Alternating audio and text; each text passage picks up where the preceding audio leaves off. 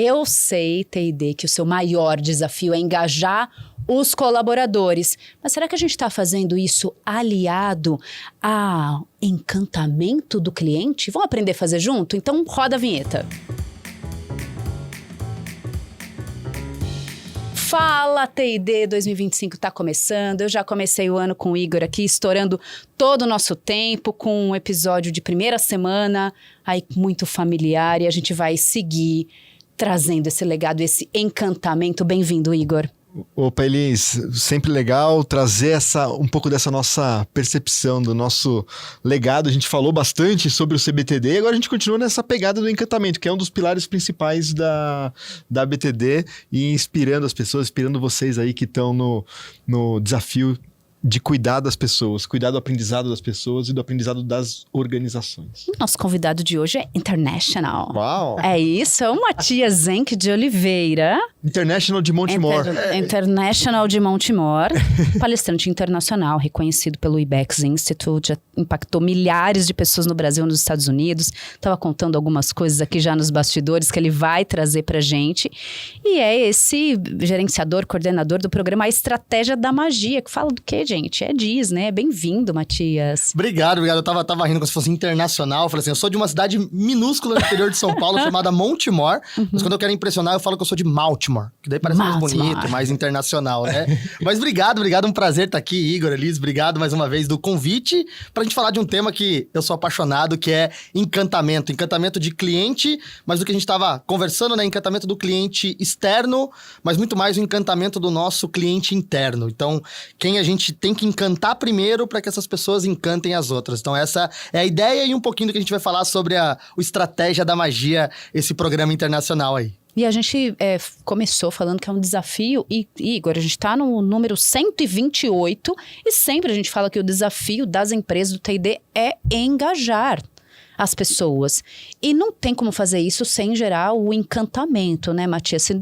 É para isso, precisa fazer isso aí. A gente tem uma máxima na nossa empresa, né, no IBEX, no nosso programa, que é: não existe encantamento do cliente externo se não tiver encantamento do cliente interno. Ninguém verdadeiramente vende aquilo que não acredita. Se você olhar, você não vai ter nenhum tipo de atendimento, você não vai conseguir me provar nenhum tipo de atendimento que, se a pessoa não estiver genuinamente encantada, você fala, nossa, dá pra ver que essa pessoa trabalha com brilho no olhar. Nossa, dá pra ver, nossa, aquele lá realmente faz o que gosta. A gente percebe. É incrível como você consegue olhar e falar, isso é robotizado, isso é script, ou não. Poxa, esse é genuíno. Esse é genuíno. Eu acho que a gente tá passando por uma era onde a autenticidade tá sendo levada em conta.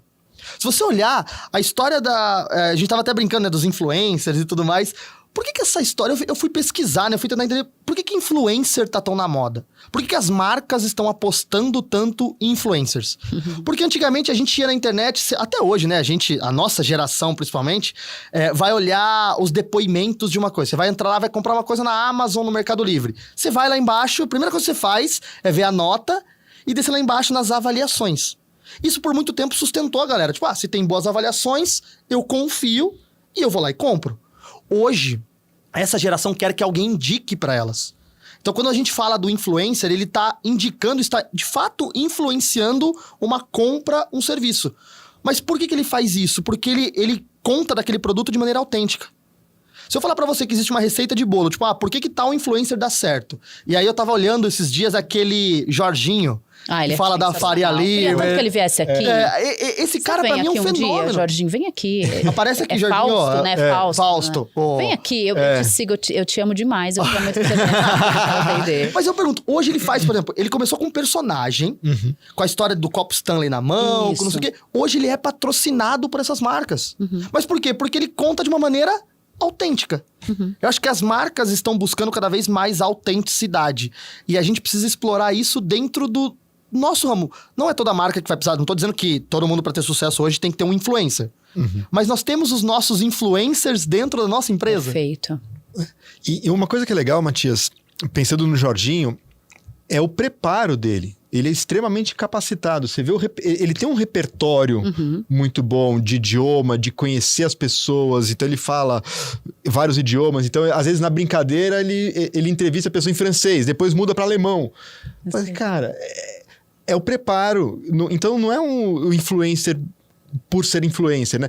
A gente terminou 2024 com um fenômeno no Brasil da Jennifer, né? Que virou influencer sem querer virar influencer. Sem falar uma palavra, literalmente. Literalmente sem falar uma palavra. Então tem uma carência dessas referências. Gente, todo mundo queria ter aquela paz de espírito de ficar quieto com a pessoa ameaçando ela, né? Se fosse comigo ia ser diferente. Não. Gente, aquela paz. Então, ela virou influencer sem falar nada. Então, eu não sei o repertório ou se vai ainda continuar sendo influencer. Mas o Jorginho e vários outros, né? Eles trazem uma bagagem de aprendizagem, de estudo, de preparo para quando a oportunidade aparece de se destacar, ele está... Estourou depois, né? Estourou nos últimos anos, mas você vê ao longo da trajetória de qualquer influencer que tem ali um tanto de... Baita de uma bagagem dele. Você vê que o cara fala não sei quantas línguas. É o que eu tô dizendo, não é por acaso. Sim. E se você pergunta pra ele começou com uma estratégia e ele sabia que um dia a Stanley ia patrocinar ele, porque ele marcava, ele tinha lá o timing dele. Mas o que eu falo é exatamente isso. A gente precisa entender, e eu gosto muito de explorar nichos diferentes. Eu gosto muito dessa coisa do conhecimento em T, né? E eu acho que a gente tem que ter mais essa horizontal. Muito mais. A gente tá muito nessa coisa da vertical, né? Do específico, e a gente tem que ser. Eu acho que tecnicamente a gente tem que manjar muito do nosso trabalho. Não importa qual empresa você tá ouvindo agora, qual o teu nicho, a gente precisa saber muito tecnicamente. Mas a gente não pode deixar esse conhecimento horizontal, sabe? A tal da cultura inútil. Quando você fala assim, nossa, eu tenho um HD de cultura inútil.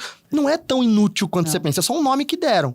Mas o quanto a gente traz essa coisa... Eu dou um exemplo muito claro pra mim. Por que quando um time de futebol vai anunciar uma grande contratação, ele faz um auê dessa contratação? E quando grandes empresas vão contratar excelentes profissionais, elas também não fazem um auê da contratação? Por que tem essa diferenciação tão grande pra mim? Tipo, eu vou contratar um cara e tá tudo certo. Por que eu não anuncio que a minha empresa contratou o cara que é o melhor daquela área? E essa pessoa entrando, já fica... A dica aí fica diferente o engajamento dela, se ela sabe que ela foi... Estrategicamente isso é importante, por que eu não faço? Ok, ele vai entrar e pode ser que ele mude o clima de um time inteiro. Aí, eu não sou corintiano, mas a gente tá vendo o fenômeno Depay. Entrou um cara de fora que foi anunciado como... Exato. Não sei o que aconteceu. Mudou. Mas mudou. Sim. A gente fala de clima numa empresa, a gente fala de clima do futebol. A gente compara muito, mas por que em algumas coisas a gente não coloca esse aspecto? E eu acho que eu venho dessa colisão de mundos. Eu gosto muito de trazer pensamentos assim, tipo, de coisas que estão acontecendo e estão dando certo numa área, mas por que não fazer na minha? Porque eu venho de uma formação tanto quanto exótica. Eu sou biólogo de formação, sou especialista em comportamento animal pela faculdade e depois fui fazer uma especialização em comportamento humano. Mas eu não queria... Tem diferença? Tem. Só pra o ser humano é muito mais complexo. Mas bem mais difícil. Bem mais complicado. Só que eu não queria me especializar, por exemplo, nada contra, e eu acho que tem que ter esse tipo de pesquisa também, mas não era a área que eu queria. Mas eu tinha um professor que era especialista em nervura da asa da libela. Ele sabia identificar uma espécie e subespécie de uma libela pela nervura da asa. Falei, olha o nível de especificidade que ele tinha daquilo. Não era o que eu queria. Eu queria estudar o ser humano, mas eu não queria estudar como órgão, fisiologia, nada disso. Eu queria estudar a gente como comportamento. Por que a gente faz o que a gente faz? Por que a gente segue? Da onde veio essa nossa vontade de ser tribo? Porque isso aconteceu por muito tempo. E aí eu tava vindo pra cá, eu tava ouvindo até um episódio de vocês com o Cauê, que é um parceiraço, falando sobre o Great Place to Work. E ele falou umas coisas pra mim que faz total sentido. Se você pegar na história da humanidade, agora trazendo o Matias, biólogo, pra conversa, a gente tá há muito pouco tempo no planeta pra ter se diferenciado como espécie. Perfeito. O que eu quero dizer? Não tem como o cara do Japão ser de uma outra espécie humana. Nós somos a mesma espécie. A gente tem as mesmas necessidades, os mesmos anseios. E a gente traz, desde a época que a gente começou, lá do Homo sapiens mesmo, até antes, a gente traz essa necessidade de tribo. Por quê? Porque o ser humano entendeu que caçar em bando era melhor. Que ele podia dormir melhor se alguém fizesse ronda na caverna. Ele compartilhava. Tudo pela preguiça. Só que tem isso tudo também. Pra gente ficar no mais confortável. Mas eu acho que a preguiça é a mãe da inovação. Isso, tudo que aconteceu de inovação foi porque alguém não queria fazer tão complexo. Aí eu vi uma história da moça que o chefe... alguém virou e falou assim, quem que tá imprimindo coisa aqui? Que tá saindo tudo em branco. Aí a moça falou, fui eu mandei 100 cópias. Aí o cara, mas por quê? Não, porque me pediram 100 folhas sulfites, eu mandei 100 páginas em branco, a impressora me deu 100 folhas. Mentira. Eu fui lá e entreguei. Eu não precisei contar. Eu falei, é genial. Do achou ponto de genial? vista. Eu achei genial. Ela precisava contar 100 folhas. Ela não quis contar. Eu não preciso contar, a impressora conta. Eu mandei 100 cópias, a impressora me deu 100 folhas em branco. Usou a impressora para outros Pra fins. contagem de... Se Será essa que alguém não impressora olhou isso e contou processa? nota? Eu não sei. Eu acho que essa complexidade, essa colisão de mundos é o que faz a coisa acontecer. Mas eu volto a falar pra você. Esse ser humano, eu só ia dividir a minha caça com você se acontecer uma coisa entre nós. Conexão. Eu só vou dormir tranquilo na caverna com você fazendo ronda se acontecer uma coisa. Eu só vou acreditar no que você tá falando se acontecer uma coisa. E essa palavra que uniu as primeiras tribos se chama confiança. É. O ser humano só coopera verdadeiramente quando ele confia. Volto a dizer, e voltamos no começo da nossa conversa. Por que influencers, a gente terminou 2024 agora com os tais influencers cada vez mais em alta? Porque é alguém que eu confio. Eu confio no que você tá me recomendando. Aí eu vou lá e faço. Agora, por que a gente não cria estrategicamente os influencers dentro da nossa empresa? Eu tenho gente que defende a minha empresa a ponto de outros olharem e falar, cara, eu quero ter o mesmo brilho que você, velho. Isso aí. É. E vai contagiando, né? Vai criando esse ambiente propício das pessoas também se empoderarem daquela paixão. Eu acho que assim, é natural, e é natural mesmo com a palavra literal, que a gente preste mais atenção no que é ruim. Isso é uma parte do nosso cérebro para sobrevivência, não tem como não ser. Mas se é para pensar que efeito dominó, efeito bola de neve, pode ser tudo pro bem. E aí as pessoas perguntam, Matias, mas como é que eu faço para começar? Mas o meu líder lá, o diretor não acredita no que eu acredito aqui, como encantamento, como engajamento. Começa. Faça o teu primeiro, você vai ver que é 1 que vira 2, 2 que vira 4, esquema pirâmide do bem, sabe? Aí daqui a pouco quando você vê, o teu setor deu certo. Pega ajuda, né? A gente Pega ajuda. A gente ouve relatos de quem fez o curso até, que não precisou mudar a cultura da empresa. Mudou a cultura do setor. Aí o setor, o outro olhou e falou, o que você fez que o teu setor tá diferente? Isso, aquilo. Opa. Quando você viu, a coisa aconteceu. Acho sim. E com certeza, quando o efeito é top-down, quando a liderança tá com esse engajamento e ela quer cascatear, é muito mais fácil. Sim. Mas isso não impede que você comece um movimento. Eu acho que a gente também precisa entender, quando a gente fala muito, a gente foca muito no líder, a gente foca muito na liderança. A liderança é o tema atual e acho que por um tempo a gente focou na liderança high, né? No topo. Aí a gente viu que a média liderança ficou perdida. Tipo, quem cuida dos líderes que estão cuidando de pessoas? E aí ficou esse limbo que ninguém sabia pra onde ia a média liderança. E pra mim, a média liderança é quem faz a coisa girar. Exato. Num sentido de que essa média liderança é muito inteligente nos dias de hoje. Por quê? Porque você vai ouvir que a empresa, lá, a high society, a cúpula, tá falando sobre diversidade, tá falando sobre inclusão, mas o cara da média sabe que no final das contas o que vale mesmo é o resultado. Então ele vai maquiar de um jeito, mas ele sabe que depois ele vai ser cobrado pelo resultado. É como as empresas estão cobrando também, né? O que elas estão falando e o que elas estão cobrando. Elas estão cobrando. E aí essa média liderança ficou do tipo, cara, eu entendo o que ele tá falando, mas não é o que ele tá me cobrando. Como é que eu ele jogo? Fica assim, tipo, opa, o que tá falando Exato. ali? Como é que eu faço isso no dia a dia? E se você parar pra pensar, é onde a gente perdeu esse meio do caminho pra mim. É onde todo mundo começou a ter a história do burnout, porque acelerou esse processo. Porque você imagina, se eu tô ouvindo o cara falar uma coisa, mas ele me cobra de outra. Mas eu preciso apresentar isso. Mas eu sei que sem aquilo eu não garanto meu emprego. Onde que eu fico nessa história? Como que eu consigo fazer essa conta fechar, né? Essa junção. Essa junção, essa E aí, forma. aí que eu falo que a gente precisa ter mais dessa autonomia, quase que comportamental mesmo. E você olhar e falar, cara, eu vou ter que criar o meu reduto de tranquilo. A minha tribo aqui dentro. Não tô falando pra criar silos dentro da empresa, não é nada disso. Mas eu tô dizendo que você vai ter que olhar uma hora e falar, cara, quem são os meus? No sentido de quem tá junto e aqui eu vou fazer, a coisa vai dar certo, isso vai pegar pra outros, vai pegar pra outros, vai pegar pra outros. Tem um livro que pra mim é maravilhoso, que chama Criatividade S.A. É do Ed Catmull, o criador da Pixar. Ele que começou a Pixar, depois junto com o Steve Jobs e tudo mais. E ele fala das tais forças invisíveis da empresa. Que ele fala que, cara, existe uma força invisível em todas as empresas que você não sabe pra onde ela vai. Por mais que você esteja, tipo, tá no teu radar, tudo que tá acontecendo, não tá. Aí você fala assim, mas eu fiz tudo de melhor, eu dou o melhor salário, os melhores benefícios, os gift works, como o Cauê trouxe aí do... Por que não do Great engaja? Place. Por que não engaja? Por que eu tinha o melhor talento e de repente ele saiu? O que acontece? E aí eu falo que é o natural do universo e da natureza é ser inconstante, se você parar pra pensar.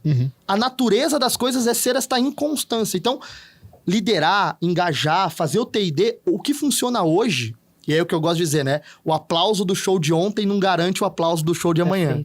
A gente terminou 2024 com uma esfera de conhecimento, de coisa que não garante que 2025 vai ser o mesmo, cara. Não dá pra se apoiar no que foi feito em 24 para 25. Não dá, e aí mais ainda que eu Na verdade, a gente vai se apoiar, mas não dá pra confiar que só aquilo vai ser suficiente. Não dá, e nós somos... Você quer a prova, agora, Matias nerd pra mesa, de que a gente é péssimo de projeção?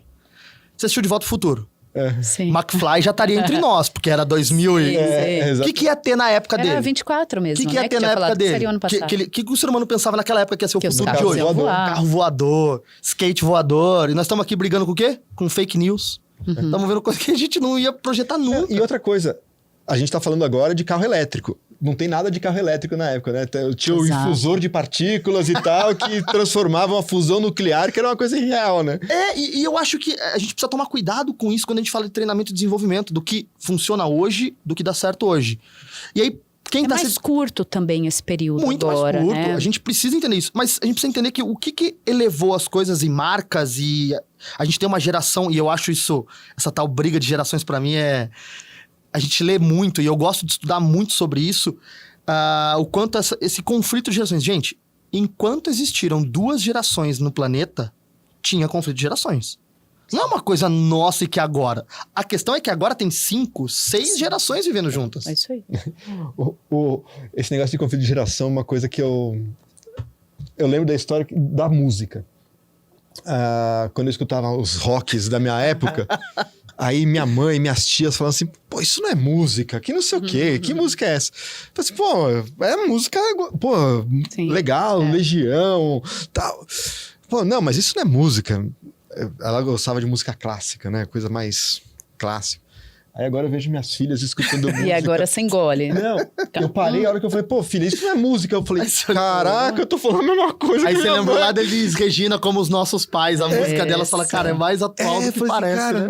não dá, né? Então é difícil, né? Mas eu gosto de trazer essa discussão pra mesa do quanto a gente também tem que tomar cuidado pra não se engessar. Sim. E aí a gente vem nessa história de não ter a receita, que é quando você sobe a tal da autenticidade.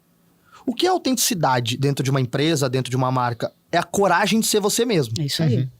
Agora, o quanto eu permito isso? Porque daí você vai começar a ter todas aquelas discussões que eu ouvi em vários episódios de vocês, a gente trazendo o que é um ambiente seguro. Para mim, um ambiente seguro é o que propicia a autenticidade. E eu coloco um exemplo, assim, que para mim é muito marcante. Mas muito marcante de autenticidade. Eu sou desse jeitão que vocês estão vendo aqui, sempre gosto de conversar, sou de família italiana e mineira, então falo pra caramba, mexo os braços, gosto de... quando eu falo de algum assunto, dou alguma palestra, treinamento, eu vou partindo pro lado do humor, então eu tenho as minhas brincadeiras e tudo mais. E eu lembro certinho que logo no começo, quando eu tava começando a palestrar, eu fui fazer um evento pra Johnson & Johnson. E era um evento fechado para os maiores médicos do Brasil. E eu lembro que um pouquinho antes de subir no palco, me deu aquela síndrome do impostor, sabe? Falei, cara, será que eu tô aqui? Será que eu tenho a capacidade? E antes de mim vieram palestrantes, até teve um internacional, super formal, terno, gravata, conhecimento técnico, eram para os médicos. E eu me questionei, falei, cara, eu acho que o minha não vai... O que eu tô fazendo aqui? Eu vou vir falar de Disney. Os caras acabaram de ver qual que é o processo cirúrgico, o fio, qual é a melhor coisa, e agora eu vou vir falar de Disney? Eu, Matias, com esse meu jeitão, falei, cara, não vai rolar, não vai conectar. Aí eu falei assim, eu só tenho uma alternativa. É o que eu sei fazer, é o que tá pronto pra fazer, é o que eles me contrataram. E aí eu fui lá e fiz, do meu jeito. Foi impressionante a reação da galera. Dos médicos aplaudindo, da galera comemorando, da galera no final aplaudindo a apresentação. E depois os feedbacks que eu recebi até da galera de eventos, falei assim, eles não viam a hora de ter isso num evento de medicina. De trazer esse novo olhar, de trazer esse frescor. E aí eu falo, a gente às vezes precisa ser autêntico, sabe? E para eles também serem autênticos, né? Porque às vezes, somente a percepção que eu tenho da galera de de medicina, assim, eles precisam se posicionar num status que talvez não permitem eles se divertirem. Deles fazerem isso. Talvez seja uma leitura muito superficial. Eu acho que, com certeza, eu estou cometendo algumas injustiças, mas, de forma geral, é uma percepção que eles precisam se posicionar, porque precisa transmitir uma confiança de um status mais tradicional, de como sempre foi, e, poxa, eu não... Como a pessoa vai confiar em mim se eu tô aqui chorando com as histórias da Disney, eu tô me divertindo de uma forma... Então, gera um impasse. Mas aí eu preciso... Deixa eu te claro, aqui. com total certeza. Para colocar mais alguns pontos que eu acho que não tá só dentro da medicina. E eu acho que é um desafio dentro do próprio T&D. Porque a gente tá trazendo agora que para gerar confiança... Vamos resumir tudo isso aqui. Para gerar confiança, a gente precisa dessa autenticidade para a pessoa se conectar com esse eu sou, não eu tenho ou eu faço. Eu diria mais, e eu pertenço. E eu pertenço. E aí traz essa confiança e daí eu sou autêntico. Só que é fácil falar de autenticidade para essa área, para essa era dos influencers e da nova geração, que eles são autênticos mesmo. Eles chegam, você fala, você até se assusta com a autenticidade. É até demais às vezes. Só que a liderança, a média liderança, tá aqui na nossa faixa etária. E não ensinaram a gente, quando a gente chegou lá no mercado de trabalho, que a gente tinha que ser autêntico. Era o contrário. A gente tinha... podia ser autêntico. Exato, mas nunca que podia. Tinha uma forma naquele lugar e você entrava e falava, opa, bate seus ingredientes aqui, põe nessa forma, assa, porque você tem que ficar nessa forma. Aí a gente começou a mudar de emprego, porque, né, esses Ys aí, os X mais novos, a gente começou a mudar de emprego. Aí chegava na outra empresa, não era mais aquela forma, era outra. Aí a gente precisava o quê? Pegar aquilo que eu fiquei quadradinho ali, vou botar uma forma redonda agora. Aí chega 2025 e até um pouco antes, que a gente já começou a falar disso, a gente fala assim, agora você tem que ser autêntico. Como é que eu vou ser autêntico? Se eu me coloquei em diversas formas, porque a gente mudou 4, 5, 10, 12 vezes de trabalho, eu me encaixei numa forma, agora precisa ser autêntico, eu nem sei onde é que ficou a autenticidade. E a gente cobra isso deles nos treinamentos e não ensina como é que eu faço para ser autêntico, para gerar o engajamento e gerar o encantamento. É você que responde, não sou eu. E tem um ponto ainda em cima disso, que é assim, pô, se eu tive que me adaptar, você também precisa se adaptar. Isso. Né? E aí a gente começa, de certa forma, podar essa autenticidade que a gente não quer mais, né? A gente tá... Mas eu estudei muito um cara na faculdade, muito famoso para qualquer biólogo, inclusive nasceu no mesmo dia que eu faço aniversário, que é Charles Darwin. Darwin já dizia, não é o mais forte das espécies que vai sobreviver, não é o mais inteligente, nem mesmo o mais rápido. É aquele que melhor se adapta ao que tá acontecendo à sua volta. É isso aí. Olha como a gente traz isso. E pra mim, chegando agora aqui e fazendo gancho com a Disney, pra mim a Disney é um sucesso porque ela é uma empresa que preservou suas tradições, mas não se manteve tradicional. Isso. Volto a dizer, a Disney é uma empresa que manteve as suas tradições, a sua cultura. Ela é o que ela é desde o início. Ela preserva a sua essência, mas isso não quer dizer que ela tenha que ser tradicional. Eu acho que para nós, principalmente da área de T&D também, a gente precisa entender como que eu faço para manter as tradições da empresa. E tradições eu falo dos rituais como tribo, da cultura, o que acontece e a forma que acontece dentro da minha empresa. Como que eu preservo isso sem ser tradicional, como foi há anos atrás. E quando você fala de autenticidade, eu já tive líderes que eram líderes que falavam palavrão, que eram super... gesticulavam, isso aqui, e todo mundo estava extremamente engajado. Mas ele era assim 100% do tempo. Você sabia que era o jeito dele. Ele era daquele jeito, não tô falando que ninguém precisa falar palavrão, pelo amor de Deus. Mas ele era daquele jeito o tempo todo. Então, não soava para as pessoas como ofensivo. Porque era o jeitão que ele tinha de falar. Aí eu já tive líderes que eram mais um pé atrás. E tudo bem, porque ele era assim o tempo todo. A questão é quando a gente força um personagem, quando a gente força uma situação no emprego. A gente não consegue mais. E ficou claro pra todo mundo. Quando você falou, né? Aí você fez isso aqui, aí me colocaram numa forma. A palavra formar é isso. Qual era o nosso maior orgulho um tempo atrás? Eu me formei.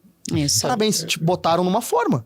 Isso aí. E aí pega o McFly, que a gente falou do De Volta ao Futuro. Se ele pegasse ele lá atrás e trouxesse ele aqui hoje, talvez o único ambiente que ele ia se sentir, olhar e falar, tá igual na minha época, seja um ambiente escolar. Já para pensar que o nosso ambiente escolar é o mesmo desde sempre? Sim. Uma pessoa ensinando, 40, hoje 30, 25 ouvindo. O modelo de escola é um modelo prussiano. Que era o quê? Era a melhor forma que o conhecimento tinha de se espalhar. Sim. Então, eu jogava ali para uma pessoa, essa pessoa ia falando. Esse formato se manteve. Se a gente for olhar hoje, qual é uma das grandes brigas, e poxa, vocês, eu não sou pai, não tenho maturidade ainda para isso, vocês aí se somarem, dobra o número da mesa aqui, mais um, né? A gente tá nisso. Eu digo para vocês, a escola tá passando por um baita de um desafio, que é como entender que eu perdi a mão do conhecimento, porque não é mais o professor que tem. Aí você vai lá na aula de biologia. O professor, antigamente, ele tinha todo o conhecimento. Ele podia passar uma semana falando de fotossíntese, porque ninguém entendia o que era, ninguém sabia o que era, ele ia ensinar.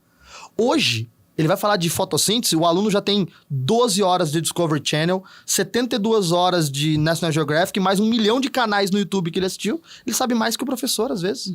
Ele colocado em xeque. Como é que eu faço? Porque eu perdi a mão do conhecimento. E aí, por que eu trago isso? Talvez a liderança de hoje, assim como o professor, e fazendo de novo essa colisão de mundos, o líder, ele perdeu a mão do conhecimento. Ele abriu mão. A gente tem colaboradores que conhecem mais que o líder. Tecnicamente, emocionalmente, conhecimento em T.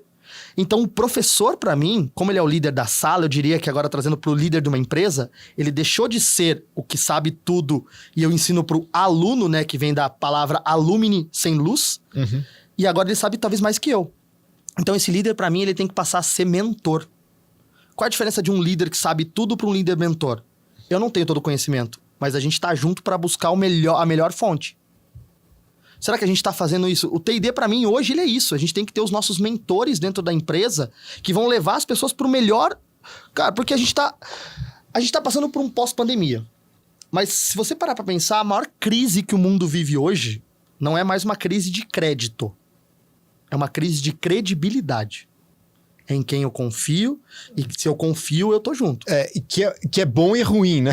Total. Porque às vezes você tá gerando confiança com algumas pessoas, alguns conteúdos que não são os... Isso, é aí que eu ia chegar. Aí as pessoas vão buscar, porque a internet, ela potencializa o que é bom, mas o que é ruim. Agora, se eu tiver um mentor que vai falar pra mim, vem cá que eu vou te mostrar o lugar certo de buscar o conhecimento certo, o caminho, da maneira certa. É isso. Fazer curadoria, né? Curadoria. Porque a curadoria é alguém que tem muito mais know-how que eu, mas não é que ele sabe tudo, mas ele sabe aonde buscar. Sim. E aí, a partir do momento que você tem um líder que assume essa função de curador/mentor, você começa a entender que ele tá mais próximo. Que a gente tirou aquela coisa de que, o meu líder... A gente é de uma geração que o líder sabia tudo. A gente tinha a máxima de... enquanto um burro fala, os outros baixam a orelha. Hoje não tem mais isso. Não existe espaço pra isso. A gente tá nessa miscelânea, não tem mais espaço pra isso. Por quê? Porque a gente tá vendo uma geração, e que é, sim, culpa nossa, no bom sentido. Exato. A gente treinou eles pra não levar desaforo pra casa. Aí quando alguém afronta alguém na empresa, fala assim, nossa, mas essa geração tá muito rebelde. Então, mas foi a gente que educou eles a não levar desaforo pra casa. E trazendo um pouco também dessa ideia, pensando, a hora que você falou da escola, né? Pensando nas minhas filhas e tal, no processo de educação, eu sempre tive mais essa visão de buscar algumas coisas diferentes. Mas será que todo mundo está na mesma pegada, né? Os pais aceitariam uma escola totalmente diferente, disruptiva? Será que... Não, pro meu filho não. Vamos esperar funcionar melhor isso daí. Só que não vai... Não acontece, né? É muito difícil isso. Então, é um pouco daquela coisa de manter a tradição sem ser tradicional, né? Sem ser... Manter a estrutura e trazer as provocações, né? Uma das coisas principais que eu acho... E aí, tanto nas organizações como nas escolas, e atualmente é uma discussão importante que as escolas estão proibindo o celular. Né? Eu acho que existe uma necessidade de se discutir isso fortemente, é verdade, mas e se em vez de proibir o celular, a gente aprender a usar o celular de forma produtiva? Gente, tá todo mundo com o telefone aqui? Vamos fazer uma pesquisa, sabe? O que você achou? O que você achou? O que o chat, o GPT seu aqui, o que o Copilot trouxe? E vamos discutir.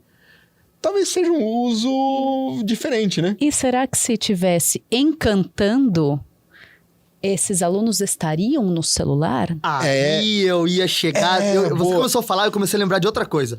Você tinha seus professores que você lembra até hoje? Tinha, claro. Os bons e os ruins.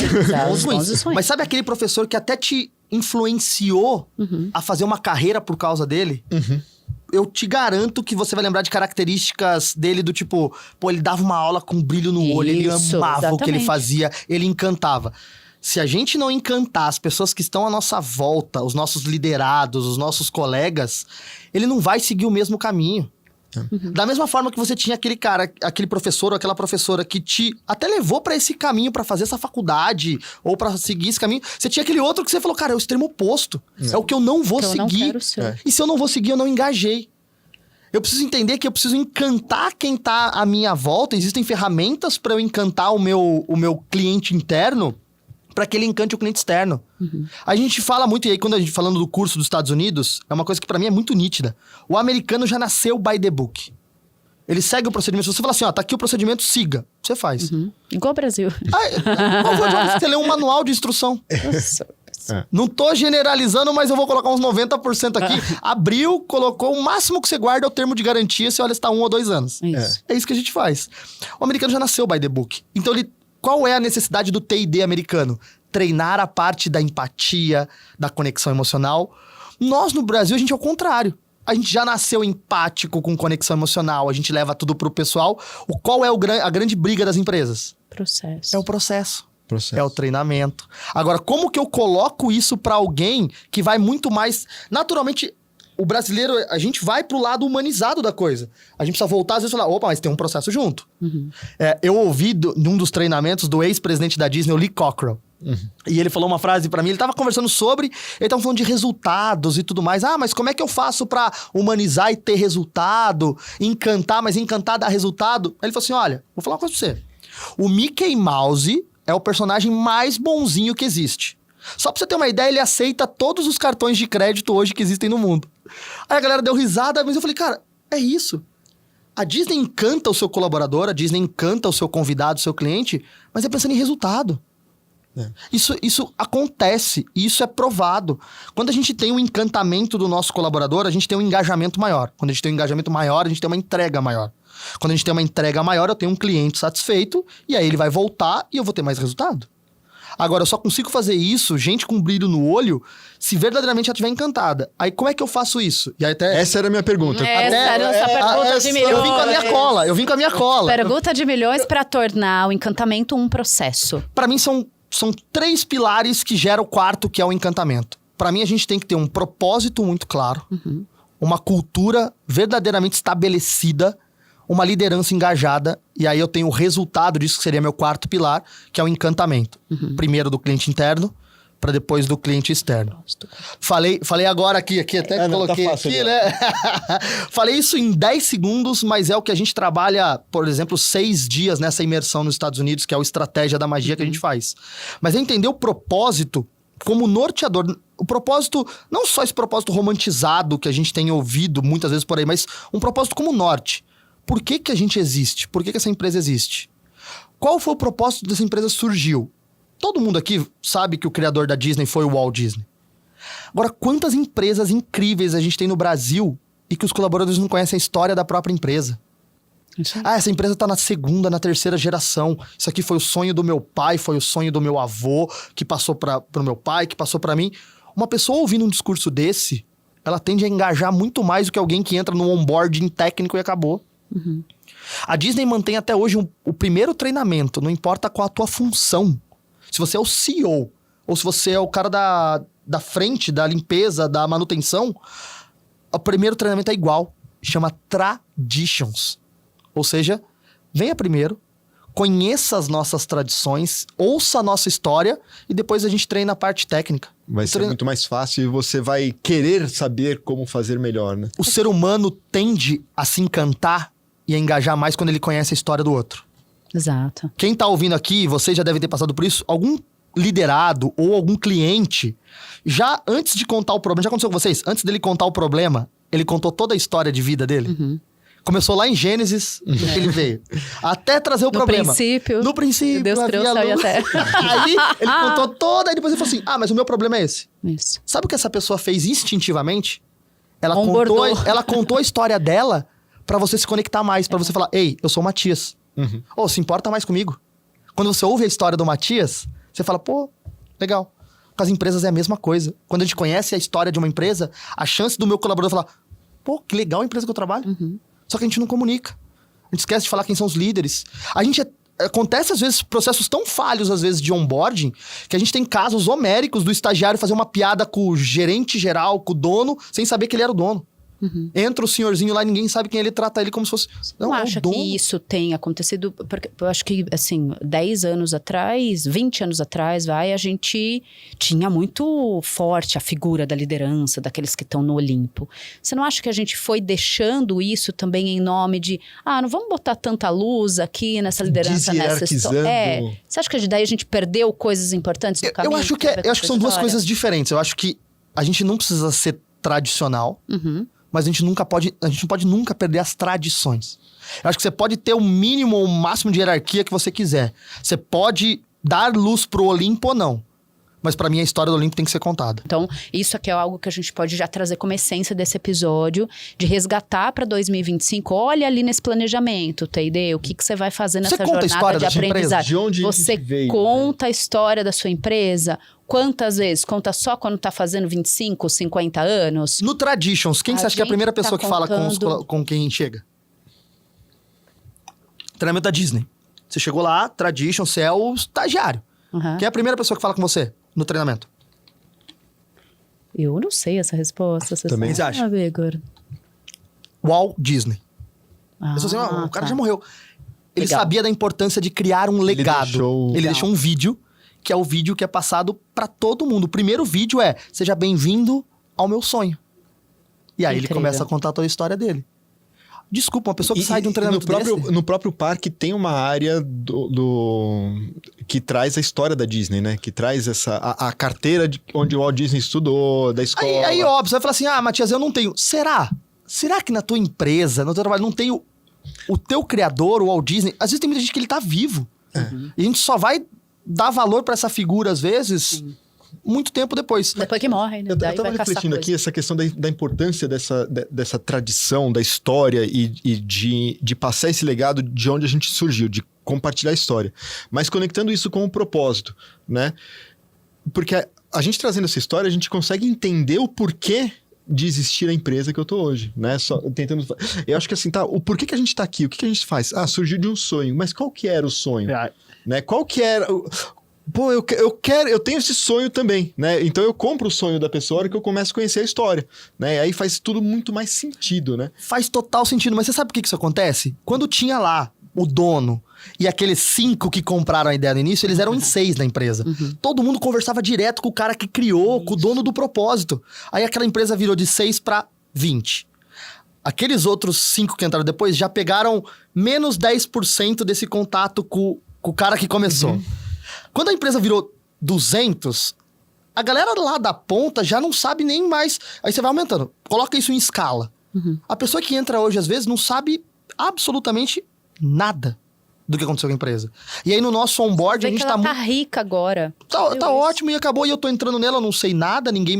E não é só culpa dela. É isso que eu falo. A gente, mas essa geração é pouco comprometida. Mas o quanto a gente tá galgando o comprometimento deles? Como que eu conquisto o comprometimento de alguém? Quando ele confia no lugar que ele tá, que ele fala, cara, eu trabalho num baita lugar. Eu faço por mim, mas eu faço por eles. Tá.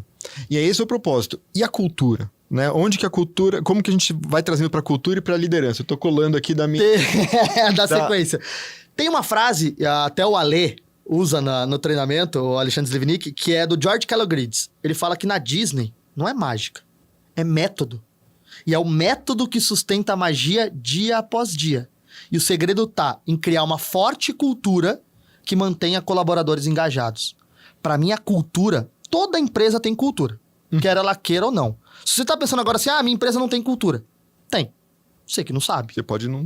Agora, se ela vai ter ou não, que essa cultura seja estratégica. Exato. Que eu deixe claro para as pessoas qual é a minha cultura. A cultura pode te aproximar ou te distanciar do seu propósito, né? Quando eu pergunto para vocês, o fulano lá é faixa preta. Eu falo assim, o rapaz lá é faixa preta. O que vem na sua cabeça? O que essa pessoa é? Que ele se dedicou por muito tempo e que ele chegou numa excelência naquilo que ele faz. Que vem na tua cabeça essa pessoa? Ele luta karatê, judô. Faz alguma arte marcial, luta karatê, mas ele se dedicou. Ele é bom ou ele é ruim? Bom, legal. Você faz arte marcial com frequência? Não faço. Você faz? Não. Como você sabe o que é um faixa preta? Porque eu já vi muito filme do... A cultura da nossa empresa tem que ser clara como isso pra mim. Quando eu falar assim, a empresa tal, tem que ir na tua cabeça do colaborador o que é a empresa como um todo. Qual é a cultura dela. Pode ver, a arte marcial é uma coisa tão... Tem lá, segue seus rituais. E todo dia é a mesma coisa. É aquele negócio que faz, que marca, que tem, que acontece. Quando a gente fala de coisas assim, por exemplo, o faixa preta, por isso que eu gosto de trazer esse exemplo, é que tá tão claro a cultura de uma arte marcial que a gente que nem faz sabe o que é. Sabe, exato. É quando a cultura de uma empresa é tão clara que ela transborda a parede da própria empresa. As pessoas falam sem saber. Quantas coisas a gente fala lá na Disney e não trabalha na Disney? Sensacional. Quantas coisas a gente fala de uma empresa e não tá lá dentro, mas a cultura é tão forte, tão clara, que ela transborda. Sabe, essa coisa que você consegue falar sem tá vivendo. Vocês falaram do faixa preta, você fala assim, caraca, é verdade, eu nunca fiz arte marcial, eu só assisti um filme, mas é claro. Uma pergunta, então, aí pros nossos T&Ds, né? A sua cultura aí da sua Quão empresa clara tá ela é? Transbordando, tá clara nesse sentido? E ela só transborda quando ela se torna clara. Exato. É isso que eu falo. Se você perguntar pra qualquer colaborador da Disney, não à toa, pra simplificar sem ser simplista, a Disney pegou quais são as 5 palavras mais importantes pra ela. E colocou como chaves de excelência, que é quando ela conseguiu transformar em comportamento o que ela espera da cultura. Parece confuso, mas eu vou exemplificar. 5 palavras mais importantes pra Disney: segurança, cortesia, inclusão, show e eficiência. E por incrível que pareça, nessa ordem. A grande sacada foi, além de colocar quais são as 5 palavras mais importantes, ela priorizou. O que eu quero dizer? Que nada supera a segurança na Disney. Ah, mas o pai chegou com a menininha, queima de fogos, aquela coisa maravilhosa. Colocou ela em cima de uma mureta pra assistir a queima de fogos. Só que pro lado de lá da mureta tem uma queda de 3 metros se ela escapar dali. Um colaborador da Disney, ou como eles chamam os cast members, ele não vai pensar 2 vezes, ele vai pedir pra menina descer. Ah, mas atrapalhou o show. Atrapalhou, de fato atrapalhou. Mas qual é a prioridade? Segurança. Todos os nossos colaboradores sabem, tem clareza do que se espera dele. As 5 palavras. Ah, eu não vou fazer isso porque eu não sei se eu vou tomar bronca. Se ele tem dúvida se ele faz ou não, porque ele vai tomar bronca ou não, é que não tá claro. O quão claro é a tua cultura? Sensacional. Adivinha, o tempo acabou, Matias. Se esvaiu. Já estamos... Isso. Olha só! Ó, momento toma e devolve, vai e volta ali. Manda. E uma palavra, uma expressão. É isso. Você se preparou a vida inteira pra isso. Você é faixa preta pra fazer isso. É isso. Vai, Igor. Ixi, reclamar da empresa no LinkedIn. Cara, reclamar da empresa no LinkedIn. Eu não sei o quanto as pessoas... Essa é complicada, porque reclamar das pessoas no LinkedIn, pra mim, você vai expor alguma coisa, eu não sei o quanto essa pessoa, de fato, ela teve a oportunidade pra falar. Pra mim, existe uma coisa aqui, tô falando aqui do que vocês já jogaram. Provavelmente você não tem um ambiente seguro, um ambiente de confiança, onde você consiga reclamar. Ela foi pra rede social, que é de fato uma rede social. Tá bem na moda isso. Ela, pra reclamar de uma empresa. O quanto ela tem acesso pra questionar isso internamente. Pra mim é quase como uma panela de pressão, sabe que você tem que ter uma válvula de escape, e aí as pessoas erroneamente às vezes, e pra mim, eu não sei nem se a palavra certa é errônea, sabe? Tipo, de você ir pra uma rede social e jogar pra todo mundo algo interno. Eu não sei, eu acho que é tão complexo. É pode ser complexo. caso a caso. Esse é um caso difícil pra fazer no Toma e Devolve. Ah, né, mas gente? ele é faixa preta. Não, mas ele. eu diria pra você, eu vou ser muito raso na minha resposta, porque eu não sei qual é o entorno da pessoa. Se é uma empresa grande que tem fácil acesso ou não, se é uma empresa que tem canais pra pessoa poder fazer isso, mas eu digo outra coisa que a Disney nos ensina, tá? Rapidamente, nesse Toma e Devolve. É a questão do palco e bastidores. O quanto os teus colaboradores têm lugar pra despressurizar. Porque a gente cobra resultado, tudo mais. A gente tá botando pressão num sistema. O quanto essas pessoas podem despressurizar? Às vezes uma reclamação no LinkedIn é a forma de despressurizar. Sim. Então, se temos lá, temos uma falha de como ela comunica. Vamos puxar isso e tentar despressurizar interno? Faz um pit stop ali. Exatamente. Palco e bastidores. Presenteísmo. Curtinho. Presenteísmo. Ele é faixa preta, a gente jogou uma coisa Caramba, você cabulosa. jogaram umas olha. coisas aqui. Vou falar pra você que presenteísmo, cara, eu acho que a gente precisa... O cara tá só com o corpo presente ali. A gente tá passando por um lugar que a gente é multitask, mas é muito louco como a gente não tá, de fato, 100% presente. A gente faz uma reunião pensando na próxima. A gente que tem 6, 7 reuniões, a gente só torce pra ela acabar no horário, pra começar a próxima, pra acabar no horário, pra começar a próxima. E, de fato, a gente não tá presente 100%. A gente precisa entender que num mundo que cobra a nossa atenção, a gente precisa estar, de fato, 100% focado.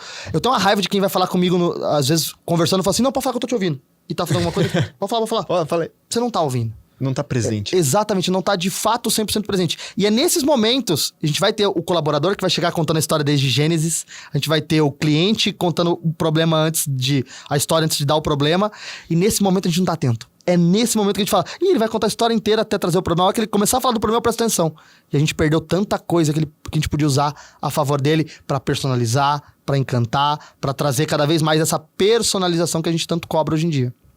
E agora, o último... Não, o último você já deu uma aula. Manda essa aqui. Não, mas eu quero em uma palavra, propósito. Uma palavra propósito. Essência. Perfeito. Boa. O que não é óbvio sobre o Matias? O que não é óbvio sobre o Matias? Caraca, velho. Cara, eu acho que a minha carreira não é óbvia. E eu adoro isso. Não, mas isso a gente já contou. Eu acho... Você é bióloga, que você... Eu acho que... Mas Que é o que não é óbvio que você não falou. Não, então, mas é óbvio que eu não falei. Óbvio. Se você perguntar pra mim aonde eu aprendi essa história de autenticidade, onde eu aprendi essa coisa, foi com o ser humano no formato mais autêntico que ele tem. Eu trabalhei por mais vou falar aí, 13 para 14 anos com recreação. Então, por 14 anos eu trabalhei com crianças. É o ser humano na forma mais autêntica que existe. Sim. Então, ali eu consegui entender quando aquele monitor é só um personagem, aquele cara não realmente ele é esse. E a criança é pior que isso aqui. Sim. Bate e devolve na hora. Então, acho que eu aprendi com o ser humano na essência. Isso, e a gente perde um pouco da criança, né?